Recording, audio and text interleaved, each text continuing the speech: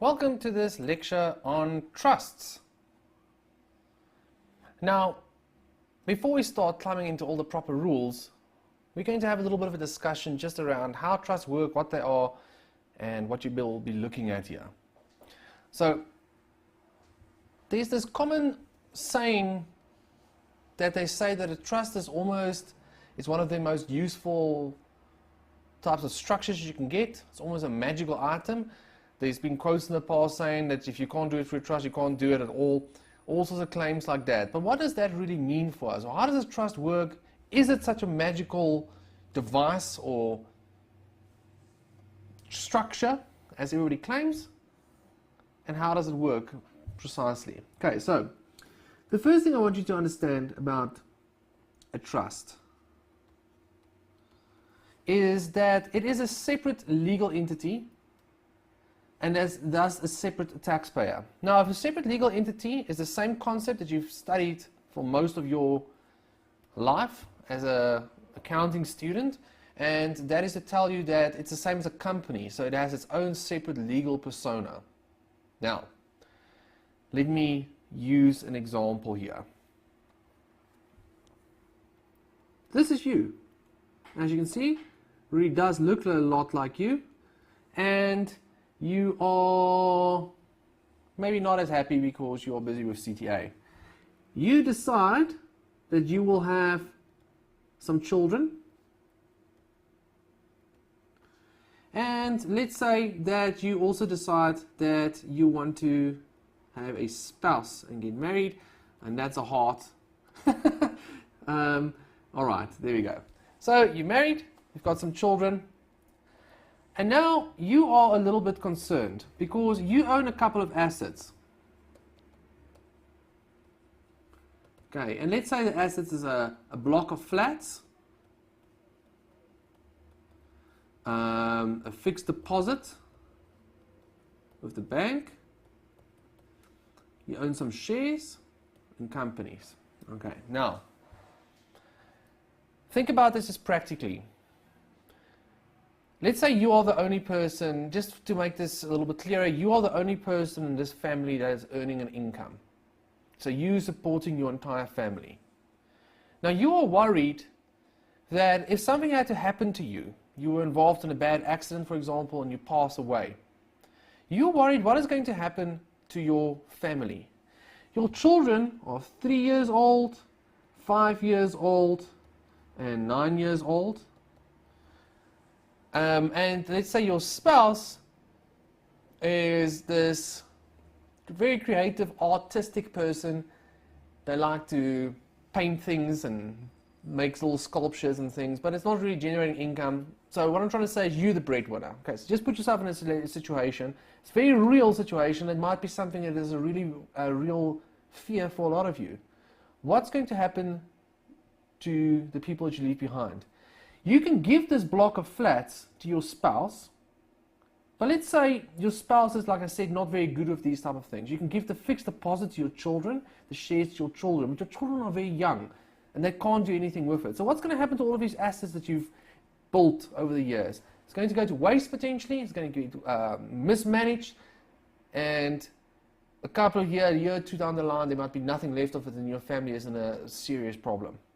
So what you can go and do, you can obviously now go and say, here's your mother, and you can tell your mother or your father, listen, look after my family. Sure, it's still not an ideal situation because if your mother doesn't, there's no legal repercussions.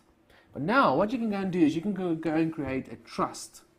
Now, the trust has a document in it called the trust deed.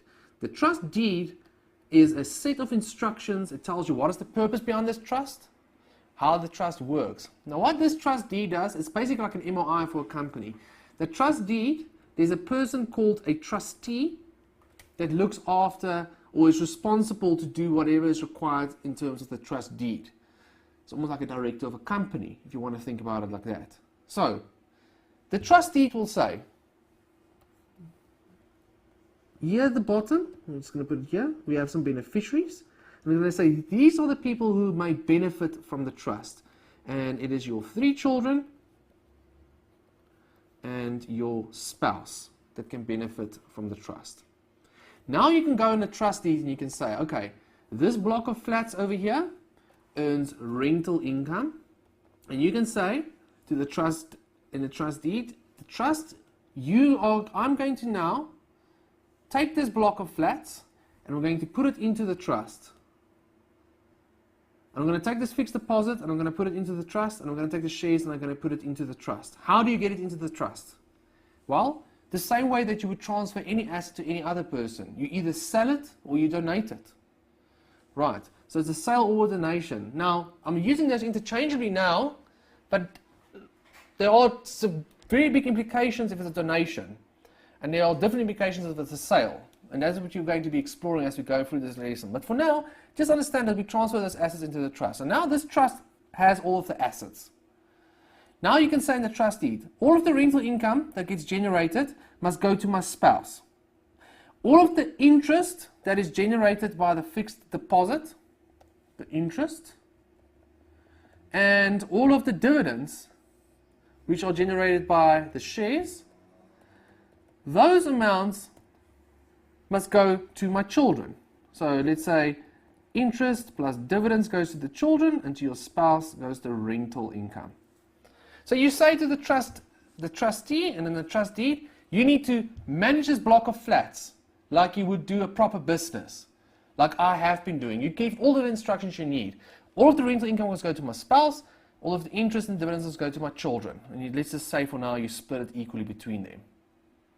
Now, this trustee is forced by law, because the trustee will get some compensation for this also, and you'll agree on that. But by law, this trustee must do what the trust deed says. If the trustee doesn't, so he mismanages it, for example, the person can go to jail. Same as a director mismanaging a company can go to jail and have severe fines and implications.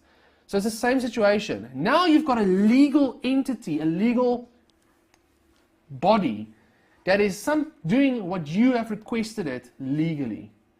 And that is a way of looking after your family. So you're not just leaving it up to chance, you give clear instructions in the trust deed. So up to there, what I want you to just understand for now is that the person who creates this trust is called the founder. And this founder is one of the main people that will put these assets into the trust. Other people can also do it. You've created the trust, but your grandparents or your mother might put money into the trust for your beneficiaries. Okay, so various people can contribute to the trust. Again, I'm going to remind you, how do you get these assets into the trust? You sell it or you donate it. Now, there's the first thing which people misunderstand. The moment that you sell it or you donate it to the trust, there are legal and there are tax implications. If you sell an asset, there's capital gains tax. If you donate an asset, there's capital gains tax and donations tax. So this process over here, putting it into the trust, is not a magical process. You're not going to escape tax. You're going to pay the proper tax on those amounts. And this is in accordance with everything that you've studied so far. So if it's a donation, you will apply paragraph 38, for example, which says it's disposed of at market value. All right. So what you are going to be trying to answer in the trust question is this rental income. So let's say you haven't died now, you're still alive, but you've created the trust, you've already set it up. This rental income, the question that you're now going to ask is, the spouse got it? Does the spouse get taxed on it? Does the trust get taxed on it? Or do I get taxed on it? Or the founder? The same with the interest and the dividends. And that is what you are going to be answering when you are doing these questions, is who gets taxed on the amounts. So yes, a trust is a magical item because it gives everybody the opportunity to set up a legal structure that will carry on your wishes. And it's not necessarily the same as a company, but it's not a way for you to save taxes necessarily and avoid taxes. Trusts get taxed at a flat rate of 45%, which is the maximum tax bracket. And to get to the maximum tax bracket, you have to earn a lot as a natural person. So it's not cheap to put things into a trust and for the trust to pay tax on it. And this has been deliberate because people have manipulated this in the past. So, before I actually look at that, trusts can be used for a variety of reasons as a valuable tool in tax planning and in estate planning. Right, and that is probably where one of its biggest values come in. So let me quickly explain to you. Let's say today, right, and let's just say today, I'm just thumb sucking, is 1990, and when I die is the year 2030. Okay, now, how estate duty works. Simple terms, I'm not going to go into detail, but basically your market value at the date of death, if your market value over here is 10 million rands, right, it will be the market value times 20%, very roughly speaking. That is what your estate duty will be. Okay, now, what people do and what they have done with trusts to show you what it works is, you want to avoid this massive estate duty. So what people then do is they say, today the asset is worth 1 million rands. I'm going to sell this asset to the trust at its market value, but I'm going to do it on a loan. And I'm just doing a journal entry here because I think it helps us. So it will be debit the loan, right? And then credit basically your disposal of the asset, credit your assets. Okay, so just for now, I know this is not exactly correct for accounting, but I want you to see here, over here, you've got an asset alone. That's my biggest thing I want you to see, of 1 million rands. So you sell it to the trust for 1 million rands and you say, pay me back at some point in future, or you'll tell the trust when to pay you back. So now, if this asset, this same asset, which is worth 9 million rands today and worth 10 million in the future, if you put it into the trust today, you are going to put into the in your own personal account, so your personal records, you are going to have an asset which is a loan of 1 million rands, the selling price, and that is what that asset is going to be. So the actual your loan asset, the actual physical asset will increase in value from 1 million rands to 10 million rands, but the amount that the trust owes you will never increase because you've sold it at 1 million rands and that's the amount outstanding. So if you now die in the year 2030, what is the value of the asset in your accounts? You don't have this physical asset anymore, that's sitting in the trust. You only have the loan of 1 million rands. So what you can do is in the year 2030, you are still paying estate duty on what the asset was worth when it was in 1990, because that is the only asset that you have left. This is a way for people of avoiding excessive estate duty. Now again, you might now look at it and go, that's crazy, that's one of the best things in the world. It's not necessarily, because you must remember, at the time when you transfer this asset into this trust, there will be capital gains tax implications at that point in time, and it will be market related, because in 1990 it was worth 1 million rands.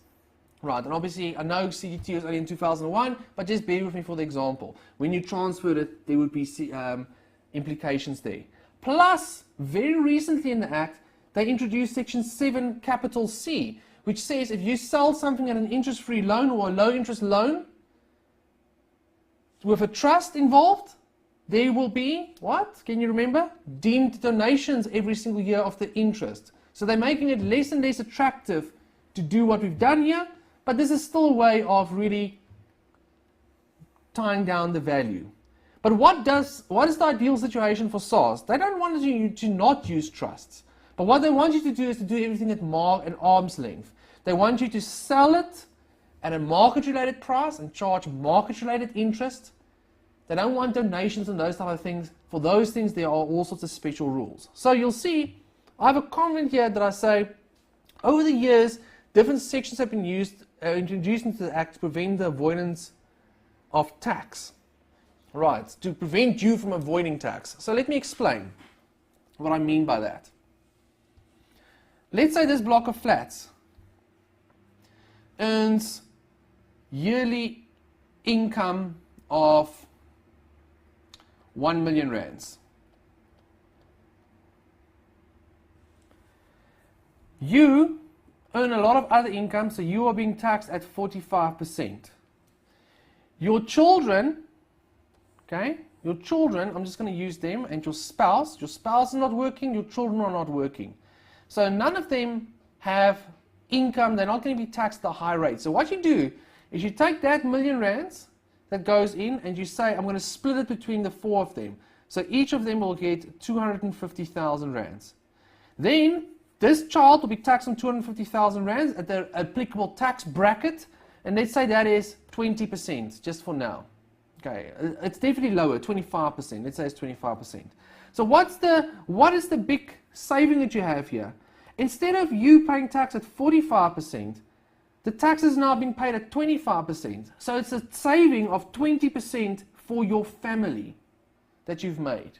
Why and how? Just by putting it into a trust. Now SARS does not like that, because they're saying you are trying to manipulate yourself from paying 45% tax to your family paying 25% tax. And for those type of situations, and that's what you're going to spend a lot of time with, they will then say, instead of this person being taxed, the donor, which is you, will be taxed on that amount. So that is what we're going to be looking at there. Now I am making one comment also here, guys. 2 comments here, they relate to each other. If you have studied trust in the past and you've struggled with it, I hope take a step back, follow through with me. It is a simple section. It really, really is a simple section. I'm going to give you steps of how to, and a process to follow, and if you follow that process every single time, they should never be able to catch you out. You should score maximum amount of marks in a trust question. So here are some of the basic concepts of things that you just need to be aware of. What is the founder? That's the person that created the trust. Right? This person may or may not be alive during the tax year. And the only time we really worry about this person if there was a donation, as you'll see. The beneficiaries are the people who will benefit from the trust. Now you're going to see there, we're going to talk about vested rights in a second. And that is super important to understand. And then the trustees are the ones who do what the trust deed tells them to do. The legal implications, they usually get taxed on the remuneration that they earn from the trust. Okay, so who can be taxed in a trust question? It's usually one of 3 people: a beneficiary, a donor, or the trust. Okay, so I'm going to take you back to our example. This little sketch thing I've done here. Who can be taxed? Just clean this up a little bit. Okay, who can be taxed? The beneficiaries, the trust itself, or the donor. I'm saying now founder. Founder is not always the donor, but any person who has made a donation to the trust can be taxed. Okay, now what I want to talk about whilst we're on the screen, and this is super important, is the concept of a vested right. Okay, we need to understand what it means to have a vested right. Now, here's the trust. There are 2 beneficiaries in the trust: child A, child B. Child A is 10 years old. Child B is 15 years old, let's say. The donor goes and puts into the trust I'm going to use this block of flats still. Right, the block of flats earns rental income. Now, and let's say the block of flats earns rental income of R1,000,000 each year. The 10-year-old child is entitled to 40% of the amount, and the 15-year-old to 60%. And remember, you can do whatever you want. You can give whoever you want. So, this child A will get 400,000 rands from that rental income, and child B will get 600,000 rands. Okay, now, listen carefully to what I'm explaining now of a vested right. A vested right means that you are entitled to the money and that it will go into your estate. Now, if you die, your estate starts existing. So it will go into your estate regardless of whether you've received it or not. So let me explain. You can say, my child A must get 40% of the income and child B must get 60%. Let me actually change it and make it a little bit, I'm going to change it a little bit up here. Let's say child B is 21 years old. Okay. Okay, so child A is obviously the younger one, child B. So child B is 21 years old. So what you go is you say, well, as a parent, I believe that child B is old enough to look after his or her own affairs. So that's 600,000 rands, that's 60%, must be paid out into child B's account at the end of the year each year. Now, child B clearly does have a vested right to it, because child B is entitled to 60% and they get paid into their account. So who does that money belong to? Every rand that gets generated by this block of flats, 60% of that will go to child B. So everybody should be clear with that child B has what we call a vested right. Okay, let's make it now a little bit different. Child A. You say child A is entitled to 40%, but it may only be paid out to child A if child A turns 21 years old. Now, does child A have a vested right to this? Now, yes, child A is entitled to 40%, but child A is 10 years old. So can child A legally go to court and say, pay me my 400,000 rand, Dad or Mom? No, they can't. Why not? Because they're not 21 years old yet. So this means they do not have a vested right. When will they have a vested right to this? When they turn 21. Okay, now what if I say the following? It may only be paid out to child A if child A turns 21. If child A dies before that age, it must be paid to child B. Okay, so child A is 10 years old. If child A dies today, then it goes to child B. Alright, so does child B have a vested right to it? No. Why not? Because child A is not dead yet. So child B will only have a vested right if child A dies. So until child A dies, child B doesn't have a vested right. Child A doesn't have a vested right until child A turns 21. If I change it though and I say the following. If child A dies before 21, the amount must be paid into child A's estate. If I say that, child A does have a vested right. Why? Because child A is, every single time that money gets paid out, child A is entitled to it. Because if child A dies today, it will go into child A's estate, and that's considered child A, just a dead child A. So child A will get that money regardless of what happens, either through death or through turning 21. So that's just an example of vested rights. How do they indicate it in questions? They either will give you this type of story that I've given you there, or they will just straight up tell you child A has a vested right to this amount. And if they tell you that, you use what they tell you. So that's the one way. That's a vested right. The next thing that you need to be aware of is, what is a discretionary payment? Now remember, we said that there are trustees involved here. Now, I'm going to just use this, shares. So shares earns dividends. I can say to the trustees, okay, we have a block of flats that earns R1 million. Child A can get it if the child A turns 21, or if child A dies, it goes into child A's estate. So child A has, for this rental, is vested. And for child B, we've already discussed that also the rental is vested because child B just gets it. Now, the dividends. This earns 200,000 rands dividends a year, let's say.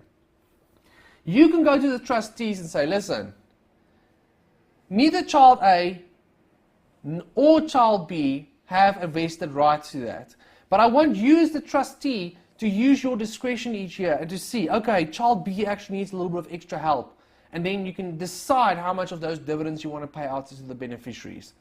So no one else can get it. It must obviously stay in the trust, but the trustee can make a discretionary call about what to pay whom. Now, this is obviously something that you would set up because you might be concerned that your children, if they get these amounts or that amount, they're going to squander it. So you might say to the trustee, listen, I want you to release payments as the child needed. So if they need school fees, pay out. If they need food, pay out. If they need rent for their flat, pay out. But don't just give it to them, they must give you reasons to pay out. So that's a discretionary payment. If I say that, then neither child A or child B have a vested right. They only have a discretionary right. So they only have a hope of receiving money. They call it a space. They only have a space, but it's a hope of receiving money from this trust. In that case, they do not have a vested right. But the moment that this trustee takes this money and pays it across to child B, says, I am using my discretion as a trustee to pay child B, you basically then, at that point in time, that specific amount that's paid across, that vests in child B at that point in time. So you'll see we're talking about that. Now, so the beneficiaries, you'll see, guys, a lot of what determines whether or not they get taxed is if they have a vested right, the beneficiary could be taxed on it. So let me go back. Child A, remember I had the situation where I said child A, you can only get it when you turn 21, and if you die beforehand, then you can get it. Child A has a vested right, but child A is not receiving the actual cash each year because child A must be 21 or dead first. In that case, child A will still be taxed because child A has a vested right. You'll see how that works. And like I used an example, if the amount gets paid out discretionary, then that person also gets taxed. So guys, be aware of that, what I'm saying there. You'll see as we go along. I'm not saying study that now as the rule, but just understand that usually the person who has a vested right or the person who is paid out by the trustees, that will be taxed. Then the donor might be taxed. So the person who made the donation.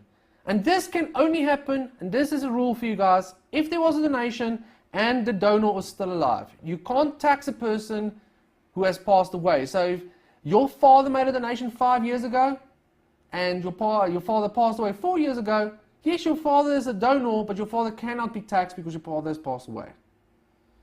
Right, and then guys, the trust is the last possible one that you should consider to be taxed. And the trust can only be taxed on the income which has been retained in the trust. Now what I mean by that is, remember I said there's dividends of 200,000 rands that you earn each year, and the trustees can decide if they want to pay it out. Let's say the trustees make a decision that they will pay out 30,000. So there's 170,000 rands of that 200,000 left. If that is not paid out to the beneficiaries, then it is a potential that the trust will be taxed on it. But now already I want you to see, and you can take this as a rule, the trust can only be taxed if there's no one with a vested right, because if someone has a vested right, they should be taxed on it, and if there was no donation, or if there was a donation and the donor is dead. So in other words, there must be no one else to tax before you tax the trust. So the trust is basically the last possible person that can be taxed. So guys, vested right and discretionary rights, like I've discussed, you can read through that, but it's that whole situation we've discussed earlier. Then just the Armstrong court case, very important court case. Okay, it's spoke about and they call this the Conduit pipe principle. So let me quickly explain to you.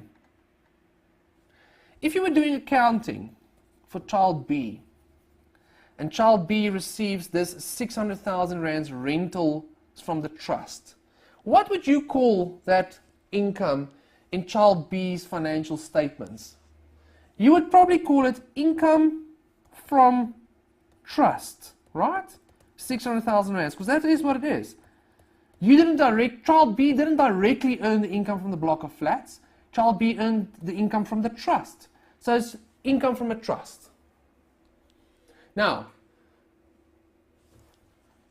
let me take another one. Let's take an even better one. The dividend is better. Okay.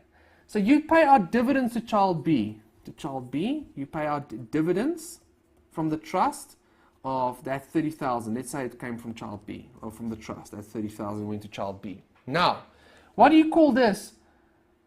In your accounting records for child B, you'll call it income from trust, 30,000 rands. Now tell me, have you encountered any exemptions for income from trust? No. But we know that there's an exemption for dividends called Section 10, for Section 10(1)(k). Now, can you see what the implications, what I'm saying here? If it comes from the trust and it is no longer called a dividend, it's called income from trust, then you don't have Section 10(1)(k) available to you, because Section 10(1)(k) is only for dividends, not for income from a trust. So what the Armstrong court case did, which is very nice, is they said, listen, the trust, you should view it like a pipe. What goes through the inside, one side comes out of the other side. So what it says is, if you put dividends into the trust, it comes out on the other side as dividends. If you put interest in, it comes out on the other side as interest. Why is that important, guys?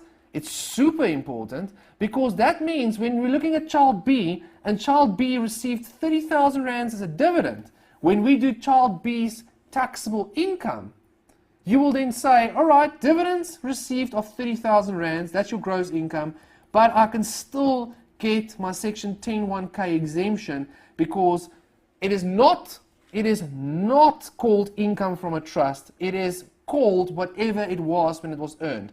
So there's dividends went into the trust, and it got paid out as dividends. So if it goes in as a dividend, it comes out as a dividend. If it goes in as interest, it comes out as interest. Interest is also its own exemptions. And that is a very important principle for you to understand. It does not lose its identity. That is what the Armstrong court case basically told us. So just as a reminder here, guys, look out for it, because you still get exemptions. And whilst I'm here, very important, this is not something to do with trusts.